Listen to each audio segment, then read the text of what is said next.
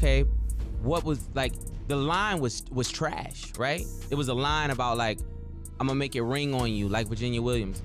The line itself is trash. And to me, I felt like, wait a minute, what is the real issue with you in marriage? So then now I gotta dig deeper into who the person is. Now I gotta dig in and see, what are y'all like? What's your family like? Yo, LeBron, you and Drake used to go in two mans, okay? You've been cheating on your goddamn wife. Drake used to facilitate the host, and basically, essentially, you can't dance to a song about him being a. He used to supply you with the. Rap purists and people who just love confrontation, they love to say, hey man, there's no rules in this. There are rules in this. Of course. And I'm gonna tell you something. It's like, I knew something was gonna come up about my kid. They had to add like the deadbeat thing to make it more appealing, which is fine. I understand that. And even that, I was like, okay. The mom and dad thing, whatever. You don't even know my family. Yeah. So I think I will eventually. You asked me why haven't I gotten married? I just don't want her to watch this and then be like, oh, and then you know the truth? I don't know. I don't think I can offer somebody what they do with me. Like, we're all gonna need something real. Hopefully it's not too late. Honestly, I don't know if I'll, hopefully I'll find somebody. Oh, my goodness. The drama just keeps unfolding, everyone. Drake has found himself in the hottest water imaginable after dropping some seriously explosive allegations about LeBron James supposedly being unfaithful to his wife, Savannah. But wait, it gets even juicier because Pusha T just entered the chat to remind us all about Drake's rather disturbing pattern of targeting happy families. For those who've been following this messy saga, you'll know this isn't Drake's first rodeo when it comes to dragging other men's wives and girlfriends into his feuds. The list is absolutely endless, from Pusha and his wife Virginia to Kanye and Kim, Travis and Kylie, Rihanna and A AP, and even Kendrick and Whitney. And now he's set his sights on LeBron and Savannah. Here's the tea. While these cheating rumors about LeBron have been circulating for a while, what's really got everyone talking is Drake's seemingly obsessive habit of trying to destroy other people's relationships. And let's not forget the irony here. This is coming from someone who's never managed to maintain a long-term relationship himself. Fans are absolutely going wild, calling Drake out for exactly what Pusha T warned us about years ago. This bizarre fixation he has with trying to tear apart happy families. But the burning questions remain. What's really behind Drake's attempt to drive a wedge between LeBron and Savannah? And what did Pusha T reveal about Drake's peculiar obsession with destroying other people's relationships? Let's dive deep into this scandalous mess. Even the part about the child. It's like, man, I'm just trying to get the listeners to understand. It's like, I think there's something wrong up here. You have a whole child. You know, you speak to me in your raps. Now, let me spill all the details about how this shocking situation unfolded. Picture this. LeBron and Drake used to be incredibly close, constantly showing love for each other in public. I mean, Drake was so devoted he actually got LeBron tattooed on his arm. But everything changed dramatically when the Kendrick versus Drake drama exploded. Here's where it gets really messy. LeBron showed up at Kendrick's pop-up concert where Kendrick performed his scathing diss track AED aimed straight at Drake. Can you believe it? This move was widely interpreted as LeBron picking sides, specifically Team Kendrick in this heated feud. As you can imagine, Drake took this as the ultimate betrayal, and honey, he is out for blood. Let me fill you in on what happened next. On January 3rd, producer-conductor Williams dropped this absolutely explosive video, which he later deleted, by the way, featuring Drake's freestyle. Now get this, it was called Fighting Irish, and fans immediately caught on that these bars were taking direct shots at both LeBron and DeMar DeRozan. And here's where it gets even more scandalous. Drake has this tattoo of LeBron wearing his high school jersey from St. Vincent Street Mary High School in Akron, Ohio. And wouldn't you know it? Their team name was the Fighting Irish, the shade of it all. But apparently, calling out LeBron for siding with Kendrick wasn't enough drama for Drake. No.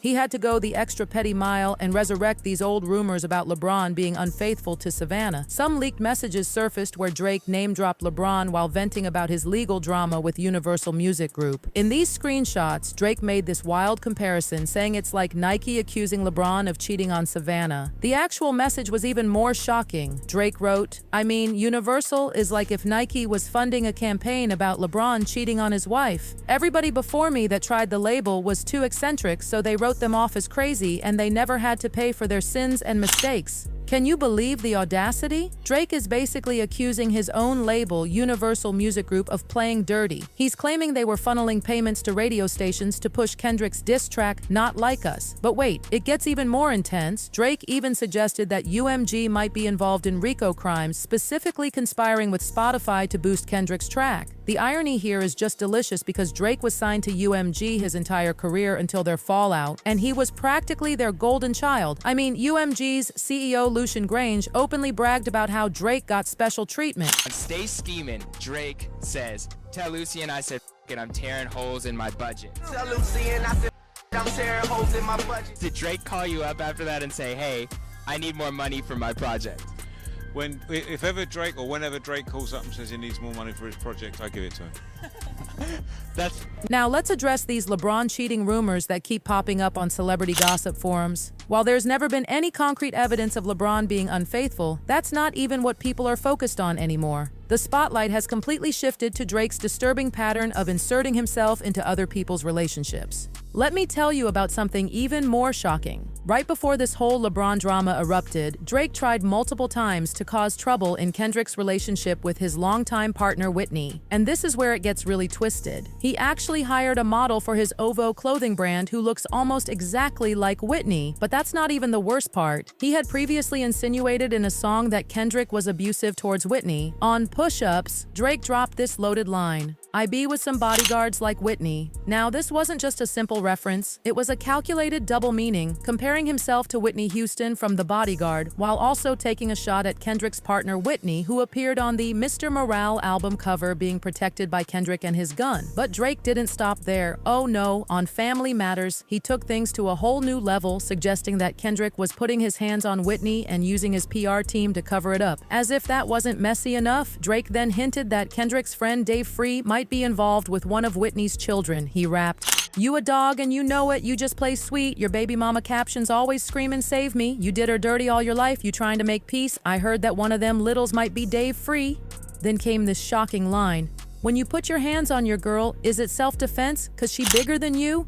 Here's the really wild part. Kendrick actually predicted all of this drama in his track Euphoria before Family Matters even dropped. He knew Drake would make up lies about his family because he misunderstood the Mr. Morale album. But let's play devil's advocate for a moment. If Drake really believed Kendrick was abusive towards Whitney, why would he mock her by hiring a lookalike model for his OVO collection? If she's truly a victim, shouldn't he leave her out of it completely and focus on calling out Kendrick? But no, this is just another example in Drake's long history of going after the wives and girlfriends of rappers he's beefing with. Remember how he spent years taunting Kanye about allegedly sleeping with Kim K while she and Kanye were still married?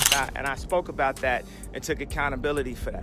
Now what I'm looking for my spirit to take accountability is the fact that it's people making rumors or thinking that you my wife and you're not saying nothing and you carrying it like that don't sit well with my spirit. You know, if I had a girlfriend from Chicago, her name was Renita, and then you was married to Rihanna, I wouldn't make no song called Riri. So when you're like, oh, I don't know where it come from, you too smart for that, bro. You know where that come from. Don't make no record with nothing that could be confused. Now I told you, I didn't tell Pusha no information about your baby mama, nothing like that. That didn't come from me. But when you played that record for me in the studio that said, yo, we got some Kylies, we got some Kendalls, I told you, Travis is your man. Don't make no record. Travis is your man. Don't make no record like that. That man just had a baby with her. That's gonna be offensive. That's gonna be offensive to her. I hit Trav about the ecstasy record and made sure that we was all good, that we know we family, right? And this isn't just a one-time thing. This is a deeply concerning pattern where Drake repeatedly tries to destroy relationships of men he envies or women who've rejected him. Remember that whole situation with Serena Williams? After getting into it with her ex Common, Drake started taking these nasty jabs at her. And when Serena ultimately turned him down, he had the audacity to call her husband Alexis a groupie. Song Middle of the Ocean, Drake raps about Alexis. He says, sidebar Serena, your husband a groupie. He claimed we don't got a problem, but no boo, it's like you come in for sushi. Get it? No boo, no boo. Anyways, apparently apparently Serena and Drake dated in the past. It's not his first time rapping about her, but calling her husband a groupie? Damn. Also, Alexis Ohanian is very successful. He's best known as the co-founder and executive chairman of Reddit. He had a few replies on Twitter. Alexis says, "It's cliche, but life changed when I became a husband and papa. It's made me 100 times better as a man and a businessman. In Serena Williams, I found a partner I knew I would never outgrow, who would always motivate me to be greater." He continues saying, "The reason I stay winning is because I'm relentless about being the absolute best at whatever I do, including being the best groupie for my wife and daughter." Best response ever. And let's not forget how Drake used Nicki Minaj as a punchline while dissing Meek Mill, the same Nicki he used to act so protective over. But perhaps the most infamous incident was when he name-dropped Pusha's fiancée Virginia, a move that completely backfired on him. I have no desire to ever mend anything with that person.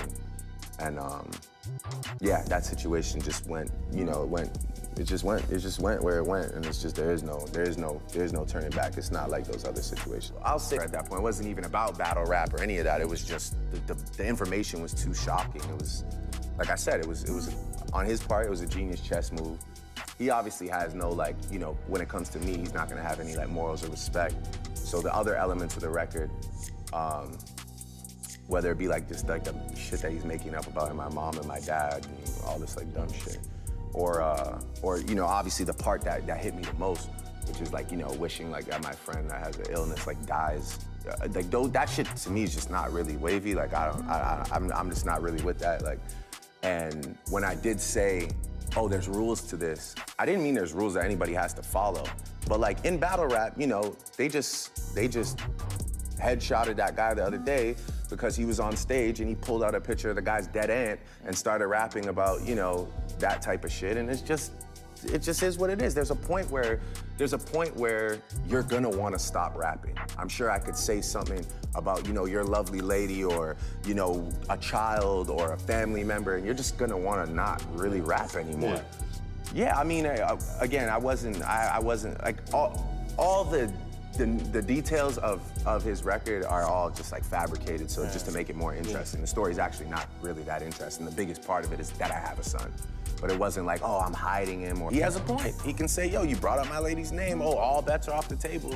That's fine. Like I said, we all think differently, right? But even after Pusha T humiliated him and exposed him for hiding his child, Drake just couldn't help himself. He kept going after people's families, like when he called Kylie Jenner his side piece after she had a baby with Travis Scott. Real Kylie Jenner as a side piece.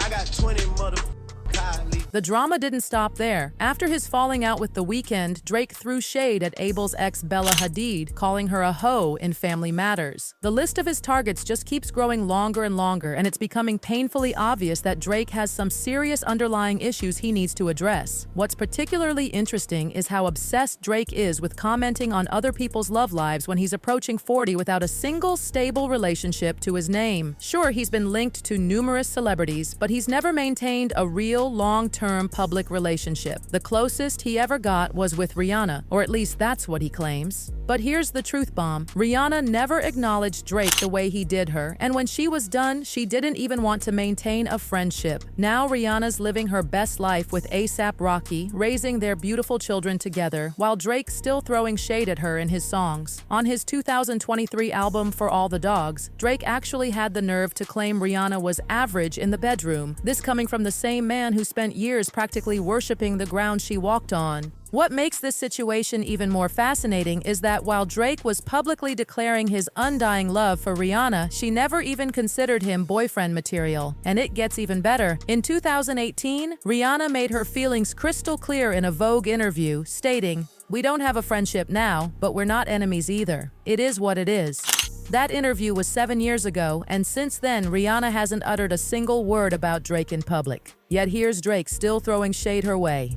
On his Kendrick diss track Family Matters, he came for both Rihanna and Rocky, bragging about his past with Rihanna and mocking Rocky for being a family man. Drake rapped, "I ain't even know you rap still cause they only talk about your fit again, probably going to have a kid again before you think of dropping any hits again." The irony of Drake trying to criticize someone for prioritizing family over their rap career is just Wow. Looking at Drake's extensive history, from shading women who rejected him to never maintaining a stable relationship and being accused of questionable behavior, it's absolutely wild that he thinks he's accomplished something by hinting at LeBron's alleged infidelity to Savannah. Fans are now saying Pusha T was absolutely right when he pointed out Drake's pattern of targeting marriages and families, likely stemming from his own unresolved issues. Why would you mention my fiance? Like, no women, no children. What's up? Like, what we doing? You know what I'm saying? But, I looked at it, I was just like, it made me sort of dive in to like, oh, wait a minute, who am I like really dealing with here? Like I said, I get up here, first thing you ask me about is the back and forth. So I'm like, yeah, man, it's competitive, blah, blah, blah, cool. You mentioned my fiance, you put a name in a song, like, bro, she don't even listen to rap. Like, what are you talking about right now? What are we doing? When I heard, like, again, when I heard the Duppy freestyle, I was like, okay, now I have to like really analyze who this person is. And I gotta analyze, like, just questions like, man, okay, why would you put her in it? My fiance. Yes, sir. Okay, what was, like, the line was trash, right? It was a line about like, I'm gonna make it ring on you, like Virginia Williams. The line itself is trash. And to me, I felt like, wait a minute, what is the real issue with you in marriage? So then now I gotta dig deeper into who the person is. Now I gotta dig in and see, what are y'all like? What's your family like? Oh, your dad left you at 5. Oh, I get that. He never walked you to the bus stop. You're mad about this. You know what I'm saying? Yes, sir. It's like, man, your mom, she never remarried. You don't even know what like family is. So of course you don't dig marriage.